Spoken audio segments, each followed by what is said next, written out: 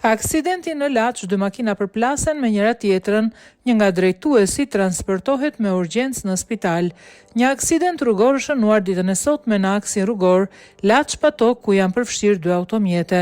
Sipas përplasjes, një nga drejtuesit e mjeteve ka pësuar lëndime dhe është transportuar drejt Spitalit të Traumës në Tiranë për të marrë ndihmë mjekësore më të specializuar.